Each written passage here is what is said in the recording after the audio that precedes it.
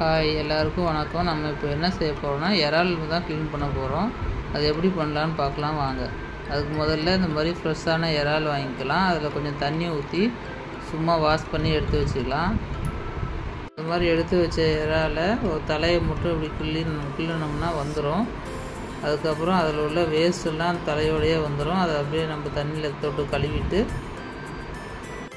தலையை கிள்ளி எடுத்த அப்புறம் அதில் குட்டி குட்டியாக கால் மாதிரி இருக்கும். அதை அப்படியே உரித்து எடுத்தோம்னா இறால் மேலே உள்ள ஓடு மாதிரி இருக்கிற தோல் எல்லாம் உரிஞ்சி வந்துடும்.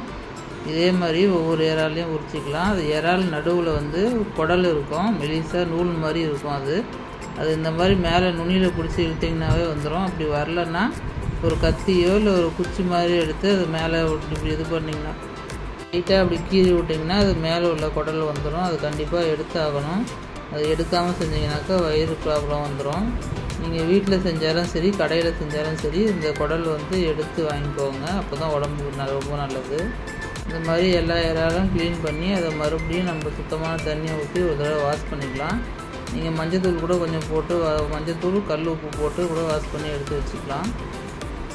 இப்போ பாருங்கள், நம்ம க்ளீன் பண்ண வச்ச இறால் எவ்வளோ சுத்தமாக க்ளீனாக ஆகிடுச்சு பாருங்கள். இந்த இறாலை வச்சு இன்றைக்கி நாங்கள் கிரேவி தான் செய்ய போகிறோம். இந்த கிரேவியை செய்கிறது எப்படின்னு நம்ம சேனலில் இருக்குது, போய் பாருங்கள். இந்த வீடியோ பிடிச்சிருந்தால் லைக் பண்ணுங்கள், சப்ஸ்கிரைப் பண்ணுங்கள். தேங்க்யூ.